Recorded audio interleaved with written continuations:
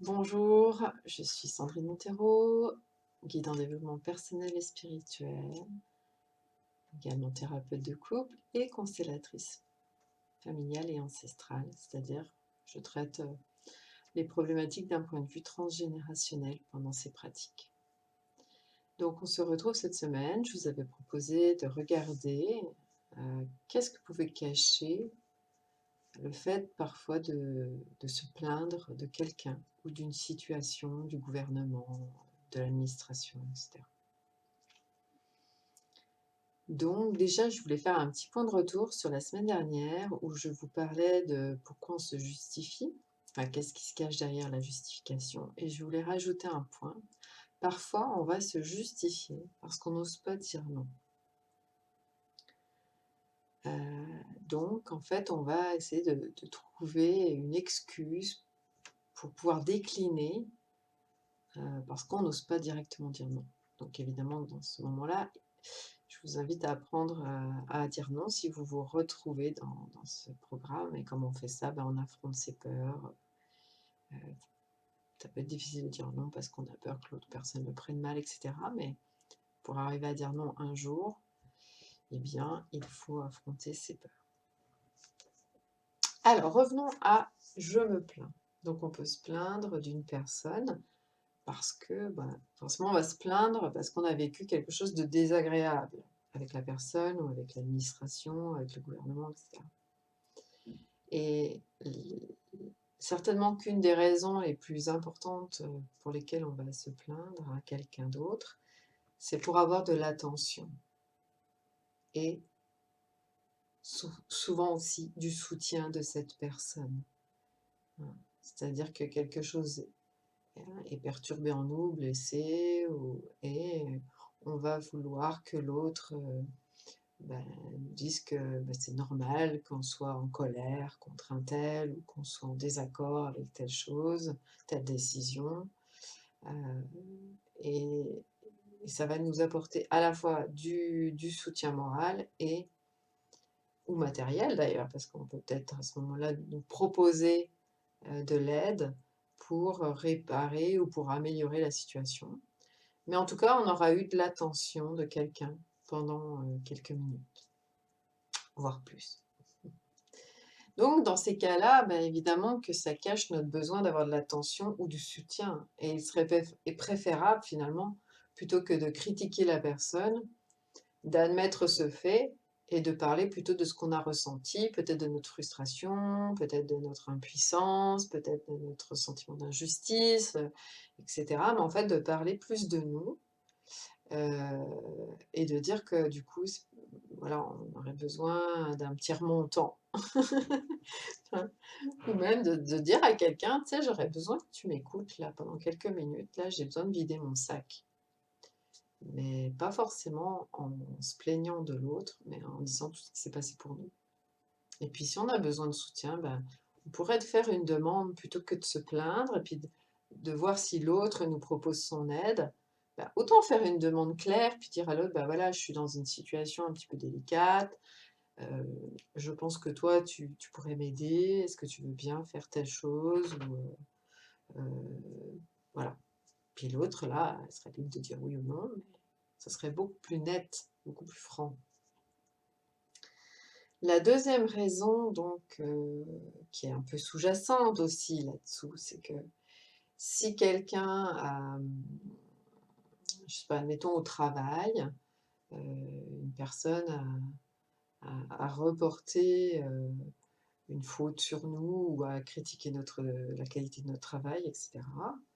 Donc on peut aller en parler et se plaindre de la personne, se justifier d'ailleurs aussi, pour essayer que quelqu'un nous valide dans le fait qu'on n'a rien fait de mal, hein. Souvent quand on va avoir besoin de cette validation, c'est qu'on se sent un peu coupable ou que du moins on se demande ce qu'on a fait, si on n'a pas fait d'erreur, si c'est effectivement vrai et qu'on aurait dû faire autrement, enfin. Donc on va avoir un malaise intérieur et on va aller chercher à ce que quelqu'un valide qu'en fait non, on a tout fait comme il fallait. Donc ça peut être auprès d'une autre collègue par exemple, ou de notre mari, etc. On lui explique la situation Et puis, mais on va l'expliquer la situation bien évidemment avec notre seul regard, donc ce sera déjà un espèce de mensonge. Enfin, ce sera une espèce d'illusion parce qu'on va le présenter d'une façon qui nous arrange et on va vouloir que quelque part, on attend que l'autre nous dise: «Ben non, tu as tout bien fait comme il faut, ça vient pas de toi le problème», et cetera. Et ça peut être aussi pour, se faire valider dans ce qu'on pense, mais aussi ça peut être se faire valider que c'est nous la victime, puis que l'autre est le méchant, hein. Parce que quand il y a une victime, il y a forcément un bourreau. Donc quand on se plaint de quelqu'un, bah, on veut se faire passer pour une victime, soit parce qu'on veut de nouveau le soutien, l'attention, soit parce qu'on veut on n'assume pas vraiment, nou notre la situation telle qu'elle est après coup, hein. En général, quand on veut se poser en victime, heu, c'est qu'on n'assume pas. On n'assume pas quelque chose et donc la question, c'est: «Qu'est-ce que je n'assume pas?» Parce que si j'ai fait une erreur, bah, je devrais pouvoir l'assumer puis affirmer: «Bah, là, je vois que sur le moment, ça m'a paru juste, mais là, maintenant, je vois que j'ai fait une erreur» et donc l'autre n'est pas en train de porter préjudice, il est en train de dire une vérité. S'il dit que j'ai fait une erreur. Après, si c'est la personne a menti sur mon compte, heu, ben et que je veux pas assumer les conséquences, ben, pareil, je vais aller m'en plaindre, mais ce serait mieux que j'assume, puis que j'aille voir la personne, puis je dis: «Bon, ben, là, je vois que tu as raconté quelque chose qui est pas juste sur moi, ben, pourquoi? Qu'est-ce qui se passe? Est-ce qu'on a un problème, toi et moi, là?» Et puis, ben, on peut faire une demande: «Est-ce que tu veux bien rétablir, hein, la situation?» Et donc dire que tu t'es trompé, que c'était pas, ma faute, hein. Donc voilà, ça peut être une des raisons. Ça peut être un peu plus agressif parce que là, je suis plutôt en défense, on va dire qu'il m'est arrivé quelque chose de mal et puis, j'essaye de trouver un peu de réconfort d'une manière ou d'une autre. Et de me décharger peut-être de quelque chose, mais là, ce serait on peut aller plus loin. On peut se plaindre de quelqu'un parce que l'on veut nuire à sa réputation, hein, ou on peut vouloir qu'il soit exclu, du groupe, exclu de la famille, de l'entreprise, parce qu'on n'aime pas cette personne ou parce que cette personne a effectivement, fait quelque chose, envers nous qui nous a déplu. Mais ça peut être aussi parce que je suis jalouse, hein. Si j'ai un collègue qui est extrêmement bon, et qui est un concurrent, bah, je peux avoir envie de médire ou de me plaindre de quelque chose qui le concerne, afin de ternir un peu son image, positive et par là même aussi remonter la mienne, hein, tant qu'à faire. Donc voilà, ça peut être donc pour des raisons un petit peu plus, un peu moins avouable si on veut, mais en tout cas, ça serait plus sain, si par exemple quelqu'un a un comportement qui nous déplaît et qu'on voudrait qu'il soit exclu, bah, ce serait plutôt d'aller face à cette personne, lui dire: «Voilà, quand tu fais cela, ça a des conséquences sur moi, voire sur d'autres personnes. Peut-être que moi aussi, des fois, je fais des choses qui te posent difficulté. Heu, Si c'est le cas, je veux bien le savoir et puis qu'on essaie de trouver un arrangement pour que ça se passe mieux dans le futur. Et ça, ce serait parler à quelqu'un d'adulte à adulte et faire les actions pour aller vers une résolution. Après si l'autre reste bloqué sur sa posture, ben, au moins on a essayé, puis on a été franc, on a été lui parler de ce qui nous déplaît, puis on a proposé qu'il nous dise aussi ce qui pouvait lui déplaire et de trouver un compromis, une entente, hein. Mais on ne peut pas obliger personne à le faire. Mais ça servira à rien de se plaindre parce que l'autre n'est pas volontaire dans cette démarche. À nous de trouver un moyen de bien vivre avec ça. Donc voilà, ça peut être une autre raison pour lesquelles on va se plaindre de quelqu'un. Une dernière qui me vient, c'est que, bah, parfois on peut se sentir un peu faible, hein, et avoir besoin d'encouragement, besoin de compréhension.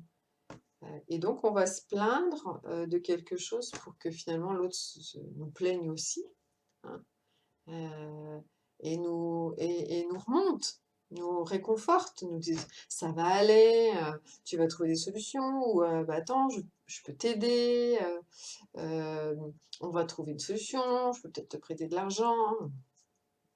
En tout cas, on va aller chercher du réconfort, pas forcément d'ailleurs pour obtenir quelque chose de quelqu'un là, mais juste pour se remonter le moral, pour avoir quelqu'un qui nous dise que finalement, vu que nous on n'arrive pas à se le dire par nous-mêmes, quelqu'un qui va nous dire: «Mais ça va s'arranger».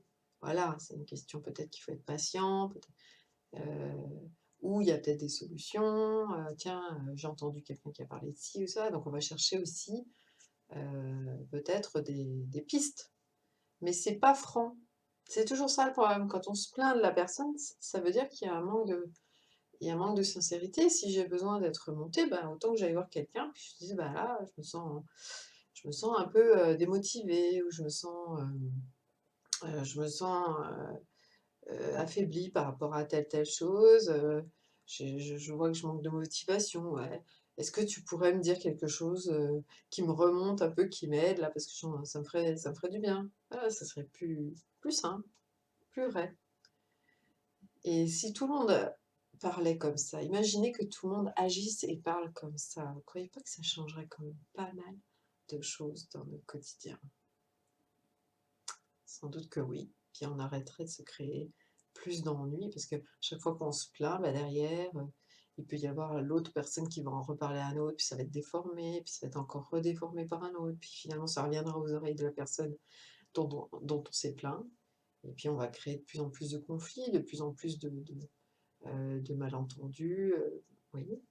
Donc évidemment, je vous encourage à sortir de ces parades-là, de ces espèces de mécanismes, où au lieu de regarder les choses telles qu'elles sont, de nous regarder avec nos points de faiblesse et aussi avec nos forces, hein, et de prendre en main les choses réellement pour essayer de changer notre vie comme on la souhaite, ou d'avouer notre faiblesse, hein, heu ben, voilà, moi je vous encourage en tout cas à sortir de ces comportements-là pour aller vers plus de responsabilité, plus de vérité et plus d'action juste.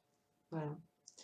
Bon, bah, nous sommes, arrivés au bout de cette vidéo. J'espère qu'elle vous aura intéressé et je vous retrouve donc avec un nouveau, une nouvelle diapo pour la prochaine fois et ben, la semaine prochaine, une nouvelle vidéo sur un autre point où on peut être dans le mensonge ou l'illusion. Très bonne semaine à vous. Au revoir.